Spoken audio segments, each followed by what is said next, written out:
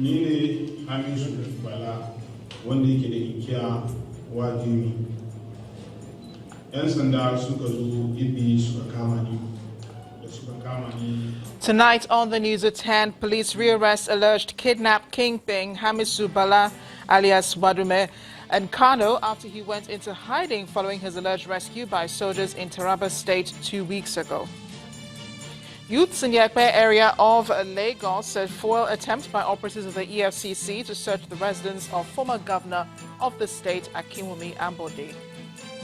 Supreme Court strikes out 2 appeals by PDP and its presidential candidate Alhaji Atiku Abubakar seeking access to INEC server and against a ruling by the Election Tribunal. President Buhari is set to inaugurate new federal cabinet tomorrow as he challenges the incoming ministers on teamwork at the close of a 2-day retreat for them in Abuja. And Italy orders the seizure of migrant ship Open Arms and the evacuation of about 100 migrants on board to the island of Lampedusa. On business news tonight, diaspora remittances into Nigeria expected to hit $25.5 billion by the end of the year.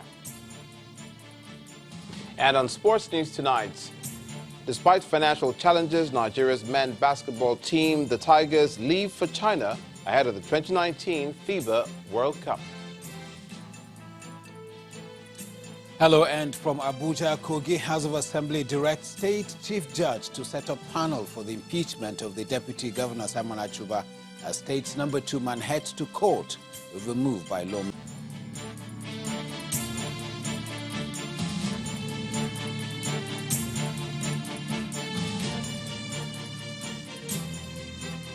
Hello again, I am Amarachi Ubani. This may be the end of the road for suspected kidnap kingpin Hamisu Bala, also known as Wadume, as the police has finally succeeded in rearresting him.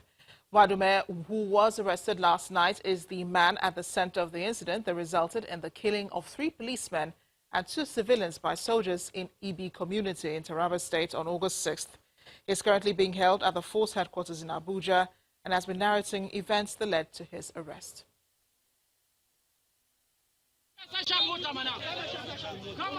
August the 6th, 2019, a dark day for the families of 3 members of the intelligence response team and 2 civilians allegedly murdered by soldiers on the Ibi-Wukari Road in Taraba State.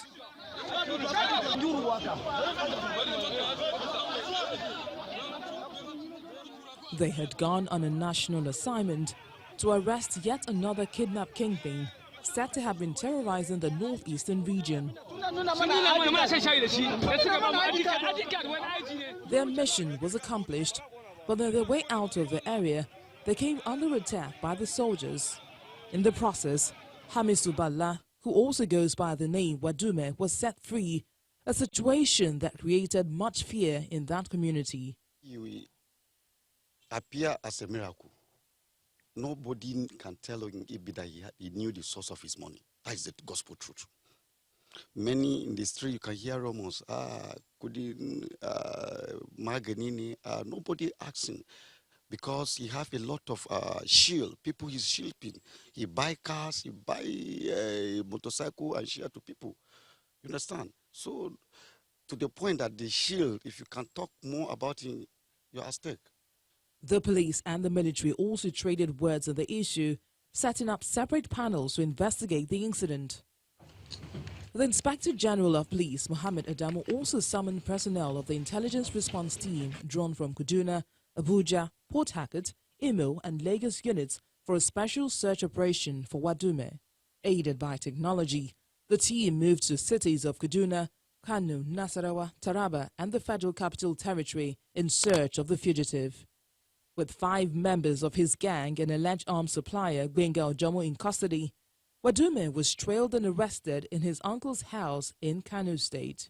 Ni ne Hamisu Bala wanda yake da inkiya Wadume. 'Yan sanda suka zo Ibi suka kama ni. Da suka kama ni suna tafiya da ni sai soja suka bi su suka bude wuta har wayansu 'yan sanda suka rasa rayukansu. Da nan suka ɗauko ni suka kawo ni headquarters na soja suka yanke mun anko ɗin da yake hannuna na gudu tun da na gudu ina cikin buya sai yanzu 'yan sanda suka sake kama. This arrest is expected to shed light on the Taraba incident and other criminal activities of the alleged millionaire kidnap kingpin. Meanwhile, the police have maintained that the account by Mr. Hamisu Bala corroborates their position on the unfortunate incident in Taraba State in which the suspect was set free by his rescuers after they opened fire on the bus conveying him and the police officers. In its response to the Army's explanation on the circumstances surrounding the incident, the police had raised a number of questions to the military, which included how a kidnapped suspect properly restrained with handcuffs by the police escaped from the hands of his military rescuers. The police wanted to know why Wadume was not taken to the Army base for documentation purposes and debriefing in line with the standard operating procedure in the Nigerian Army since he was declared a kidnapped victim. Lastly, the police also sought to know why their operatives were shot at close range even after they had identified themselves as police officers on legitimate duty, as evident in the video now in circulation. The police believe that the rearrest of the suspect will help bring answers to questions on the incident and the larger criminal enterprise of the suspect. Barely 2 weeks after the Economic and Financial Crimes Commission said it uncovered some accounts opened during the tenure of Governor Wadume Ambode of Lagos, the anti-graft agency has attempted to search the residence of the former governor in Ekpe. EFCC spokesman Mr. Tony Orilade earlier confirmed to Channels Television that it was not a raid but a visit by the operatives as part of an ongoing corruption investigation. In a viral video, the operatives were seen arriving at the residence of the former governor and engaging in some arguments with some youth in the area.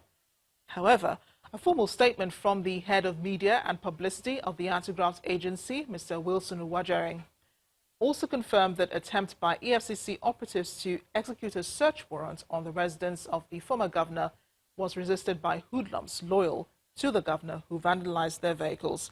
The statement explains that the commission had obtained valid warrant to conduct search on Mr. Ambode's residences in Parkview Estate, Ikoyi, and his country home in Ekpe as part of ongoing investigation of alleged malfeasance.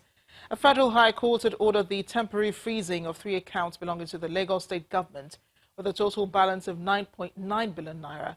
But the former governor denied any connection with the accounts. Meanwhile, the former governor's chief of staff, Mr. Samuel Ojo, has denied earlier reports that his house in Ekpe was also raided by the EFCC. Mr. Ojo denied having any personal house in Ekpe town. Former governor appears unruffled about the raid or about the attempted search on his Ekpe home. He's asking his supporters to remain calm and law-abiding, insisting that there is no cause for alarm.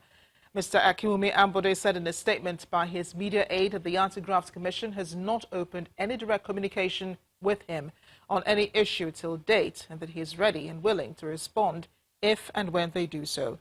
In an early response to the allegations by the EFCC on the frozen bank accounts, Mr. Ambode had insisted that no account of his contained 9.9 billion naira, let alone been frozen by the Commission, as those accounts were opened and operated by the Lagos state government. The bid to upturn the victory of President Muhammadu Buhari may have suffered a major setback as the highest court in the land today dismissed the appeal by his main challenger, Atiku Abubakar, seeking access to inspect the INEC server. The Supreme Court held that the request could not be granted because it was brought by Mr. Atiku after the parties had joined issues on the existence or otherwise of the server. The judges unanimously affirmed that the Presidential Election Petition Tribunal is in order in refusing to grant Mr. Atiku's request at the time it was made because it was prejudicial.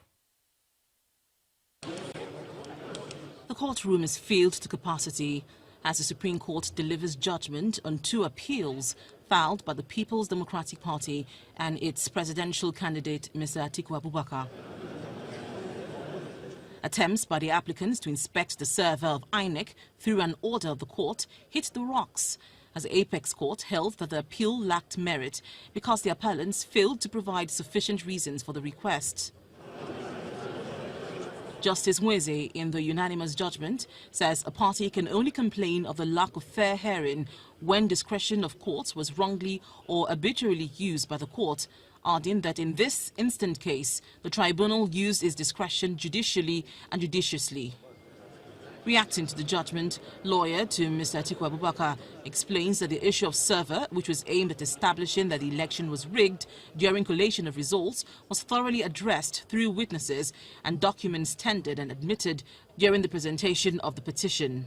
The Supreme Court appeared in their judgment to have agreed with what the Court of Appeal did, i.e., in saying that we have not given sufficient reasons to have INEC to let us have access into the data that they have at their back end.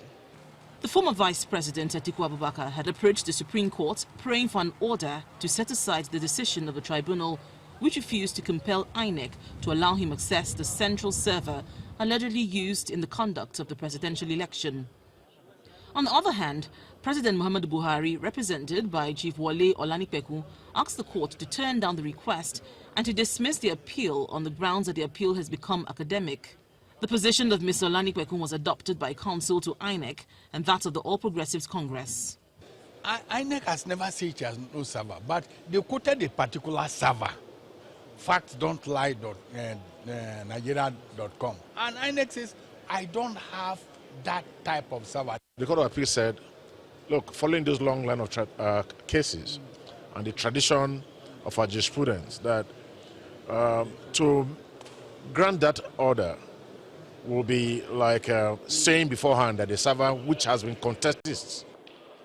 In a separate judgment, the Apex Court also struck out another appeal by Mr. Atiku and the PDP following the withdrawal of some of the appellants. The appeal was seeking to overturn the decision of the tribunal, which held that the petitioners lost their right of objection to the APC's application seeking the dismissal of their petition or expunged some parts of the petition, having not filed a reply within the time frame prescribed by law. In the petition, will on August 21st adopt their final written addresses to state their respective positions in the petition challenging the declaration of President Buhari as winner of the February 23, 2019 presidential election.